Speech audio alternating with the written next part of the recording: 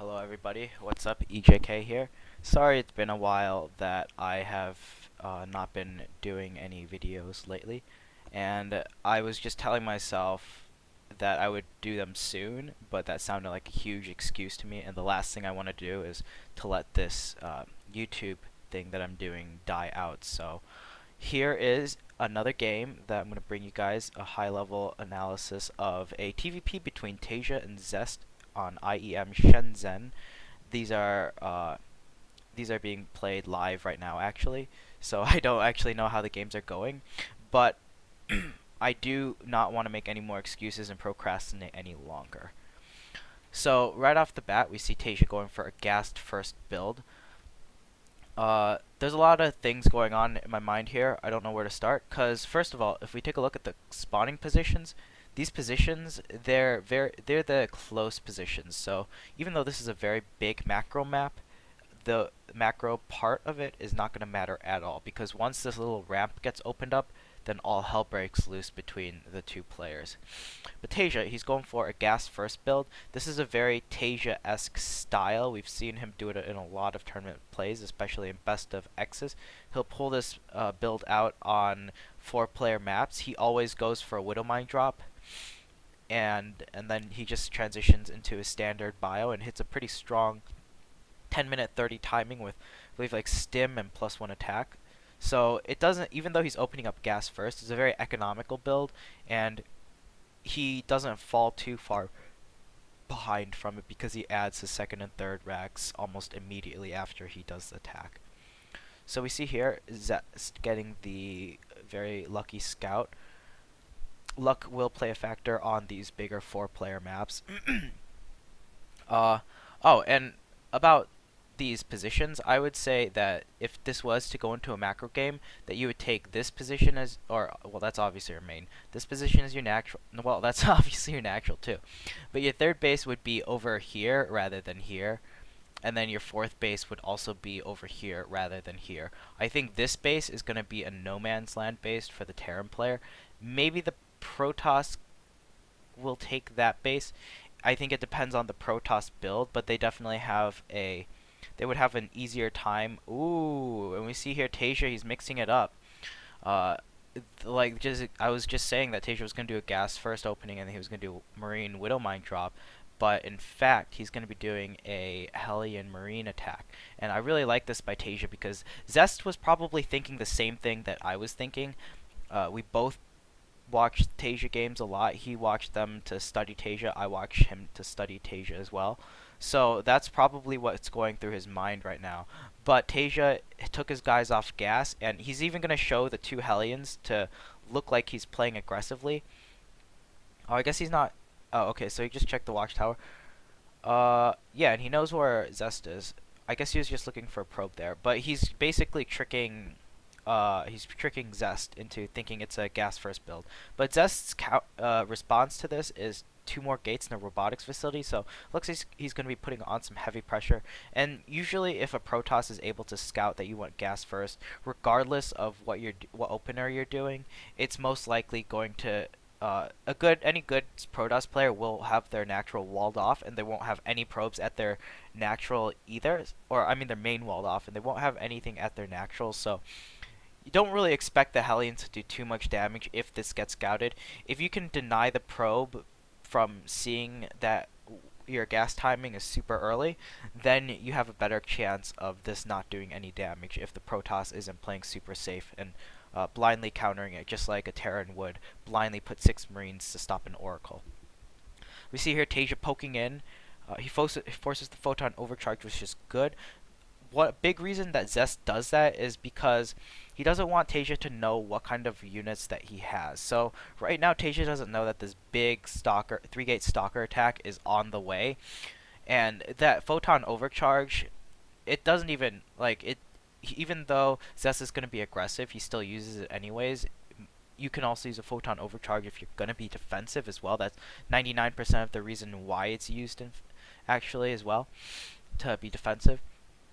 And here we see Zest is warping in by the rocks. I really like, well, okay, I really dislike the map for Terrans because of these rocks. It makes Blink really abusable between your main. You can jump up into the main, you can go into the natural, and then there's a third area over here as well. So it becomes oh, and Taeja doesn't have any vision of the rocks either. That's not great. I think he sees, yeah, he sees it in time, but it might be too late.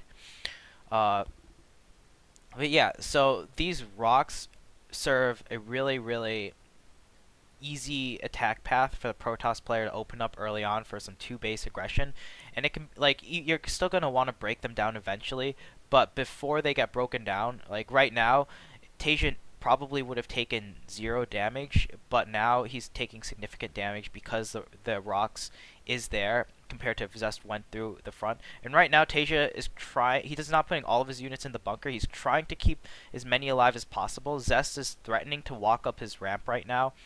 And if those stalkers go up the ramp, then it's a good possibility that Zest is going to be able to pick apart all of Taeja's units after he circumvents the bunker. And although Taeja's stim is going to be done, yeah, Taeja needs to pull the SCVs immediately.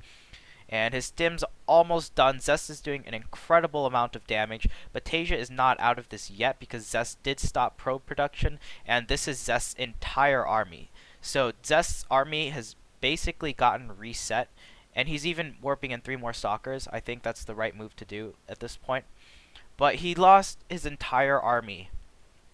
And he traded for a good amount of economy, but Taeja has a military tech advantage. His medevacs are out. His stim has completed.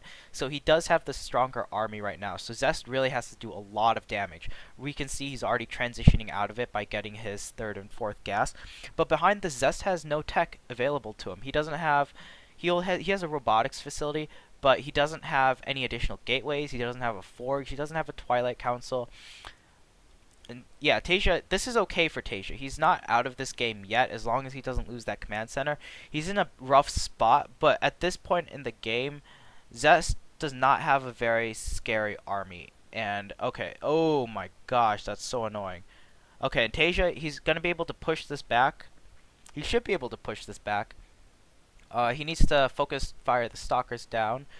Oh, and okay, his concussive shell just finishes up. So yeah, losing these stalkers, even though Taeja's army is getting smaller, losing these stalkers for Zest is a huge investment because stalkers are 125 minerals and 50 gas. They're more expensive than marauders even. So, oh god, that as long as that doesn't burn down, I hope that doesn't burn down. Taeja, please heal it. Please heal it. Thank you, thank you, thank you. Okay. Oh my god, please heal. Oh my god, if that burns down, that would be just awful. Just awful. Okay, we see now Zest, he's transitioning out of it. He's getting his forge. He has a robotics facility. He's getting an immortal for defense. Taeja, he's going straight to the natural because Zest's mothership core is out of position. And this is what I was talking about, where Taeja's army just might be too much here. And Zest wasn't able... If Zest maybe transitioned out a bit fast... Oh my god, and he doesn't even get the photon overcharge as well.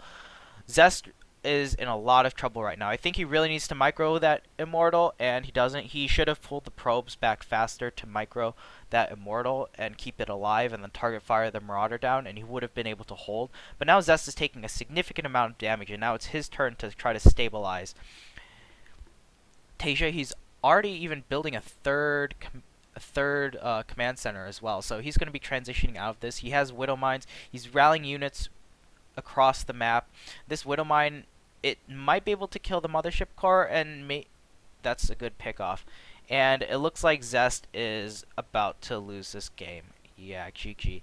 Taeja, very, very good play by him. He, I guess Zest oops, there it is. Zest overcommitted to that push just a bit by running his entire army up the ramp, and he didn't do enough economic damage to slow Taeja down. Yeah, he killed the natural base of Taeja, but he did not stunt Taeja's growth so that Taeja would... Like, you need to do enough economic damage so that even if you have mules, you'll only be able to produce out of the 3 barracks and maybe barely the medevacs, or you'll have to cut medevacs. Or, I mean, you'll have to cut SCVs in order to produce out of your barracks. But Taeja did have 1 base still mining, so he was able to take that game even after taking a significant economic damage, because he realized that there was a lot of army invested into Zest and that this was a very committed attack. So I don't know if they're gonna play another. I think it's just a best of 5 and the game's over, which I don't know yet. But great opener from Taeja. I highly suggest you guys copy the build down. Actually, it's not even that hard. I'll tell you how to do it. It's 12 gas, 13 racks, and then you make a marine, and then you make a reactor, and then you just make or you make a racks, you make a marine, you make a factory, then you make a reactor, and then you switch the factory with the reactor ASAP, and then you just build 4 Hellions while continuing marine production, and then you add a tech lab on fairly fast, so you'll have 2 barracks and a factory, and you'll be able to kind of like get that economy going at the same time as getting a relatively fast stim as well.